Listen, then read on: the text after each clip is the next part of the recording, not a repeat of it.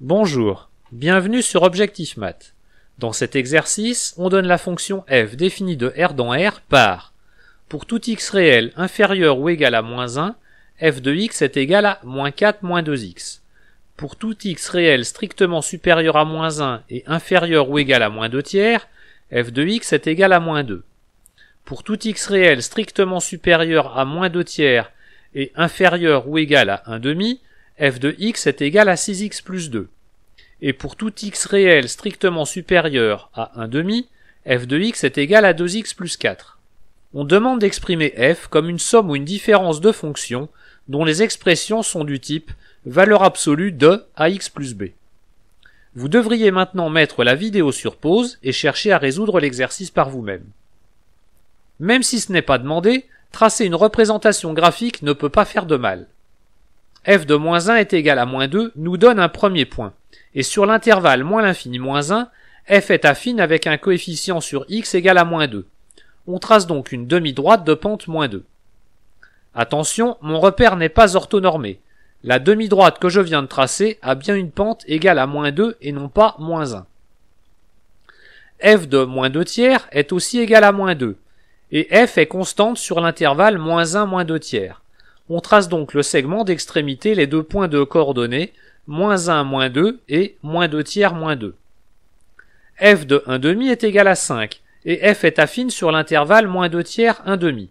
On trace donc le segment d'extrémité les deux points de coordonnées moins 2 tiers moins 2 et 1 demi 5. Enfin, f est affine sur l'intervalle 1 demi plus l'infini et lorsque x tend vers 1 demi, f de x égale à 4 plus 2x tend vers 5. On trace donc la demi-droite passant par le point de coordonnées 1 demi 5 et de pente 2. On observe ainsi sur la représentation graphique des points anguleux au point d'abscisse, moins 1, moins 2 tiers et 1 demi. Ceci donne l'idée de faire intervenir les expressions valeur absolue de x plus 1, valeur absolue de x plus 2 tiers et valeur absolue de x moins 1 demi. On va donc essayer d'exprimer f à l'aide de ces fonctions en leur affectant, si besoin, un coefficient. On se donne donc des réels a, b et c et on considère la fonction g qui à tout x réel associe a facteur de valeur absolue de x plus 1 plus b facteur de valeur absolue de x plus 2 tiers plus c facteur de valeur absolue de x moins 1 demi. On simplifie maintenant g sur chaque intervalle. Pour tout réel x inférieur ou égal à moins 1, x plus 1, x plus 2 tiers et x moins 1 demi sont négatifs, on obtient donc g de x égale à moins a moins b moins c facteur de x, moins a moins 2b sur 3 plus c sur 2 pour le terme constant. Sur l'intervalle moins 1 moins 2 tiers, le calcul est pratiquement le même. Seul x plus 1 a changé de signe. On ajoute donc 2 fois a facteur de x plus 1 à l'expression précédente, ce qui donne g de x égale à a moins b moins c facteur de x plus a moins 2b sur 3 plus c sur 2. Sur l'intervalle moins 2 tiers 1 demi, le calcul est pratiquement le même que sur l'intervalle précédent.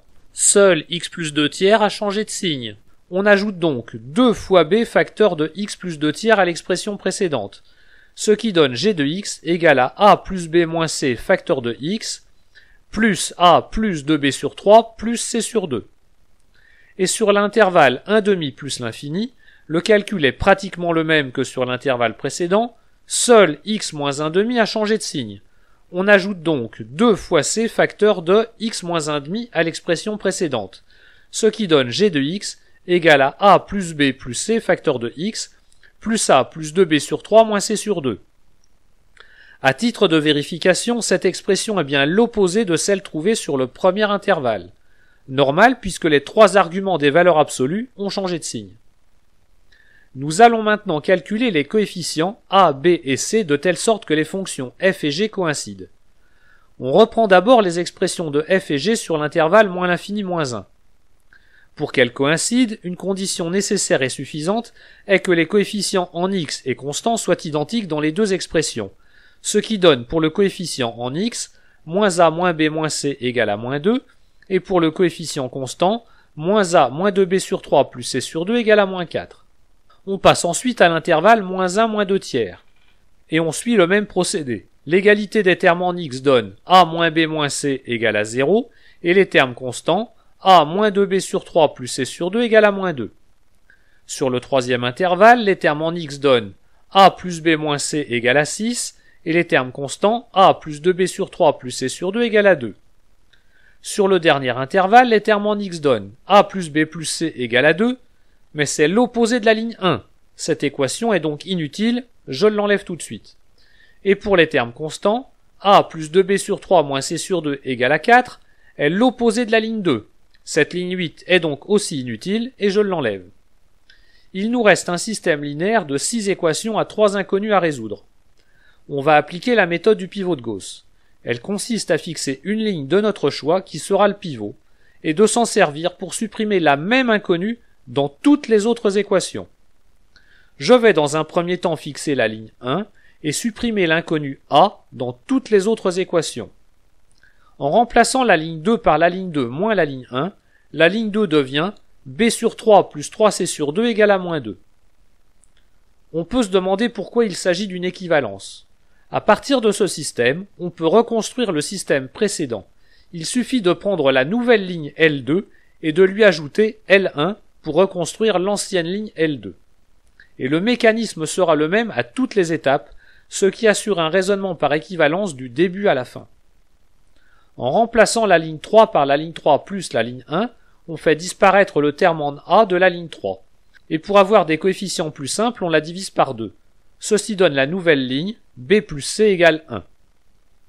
On transforme alors la ligne L4 en L4 plus L1, ce qui donne pour L4 l'équation moins 5b sur 3 moins c sur 2 égale à moins 4. On transforme ensuite la ligne 5 en L5 plus L1, que l'on multiplie par moins 1,5 pour simplifier les coefficients, ce qui donne c égale à moins 2. Et enfin on transforme la ligne 6 en la ligne 6 plus la ligne 1, ce qui donne l'équation moins b sur 3 moins c sur 2 égale à 0. J'ai effectué ces opérations une par une pour que la vidéo soit plus facile à suivre, mais en pratique on effectue toutes les transformations en une étape. On va recommencer le même mécanisme en fixant une autre ligne, pour supprimer une autre inconnue. Maintenant la ligne la plus simple est L5, je vais donc m'en servir pour me débarrasser de C dans toutes les autres lignes. En transformant L1 en L1 plus L5, on obtient l'équation moins A moins B égale à moins 4. En transformant la ligne 2 en 3 facteurs de L2 moins 3,5 fois L5, on obtient B égale 3. En transformant L3 en L3 moins L5, on obtient l'équation B égale 3, qui est identique à la précédente, elle est donc inutile et je l'enlève. En transformant L4 en moins 3/5 facteur de L4 plus 1/2 de L5, on obtient encore B égale 3. Cette équation est inutile. En transformant L6 en moins 3 facteur de L6 plus 1/2 de L5, on obtient encore B égale 3, et cette équation est inutile. Enfin, en transformant L1 en moins 1 facteur de L1 plus L2, on obtient l'équation A égale 1. Pour trouver 3 inconnus, vous devez vous dire que manipuler les 6 équations était une perte de temps. Il en suffisait de 3. C'est vrai. Mais dans ce cas, il ne faudrait pas oublier de vérifier que les valeurs trouvées sont aussi solutions des équations que vous avez mises de côté. Il n'y a plus qu'à formuler la conclusion. La fonction donnée dans l'énoncé a pour expression pour tout réel x, f de x est égal à valeur absolue de x plus 1, plus valeur absolue de 3x plus 2, moins valeur absolue de 2x moins 1. Voilà, cette vidéo est terminée, vous pouvez me laisser des commentaires et me poser des questions. À bientôt sur Objectif Math.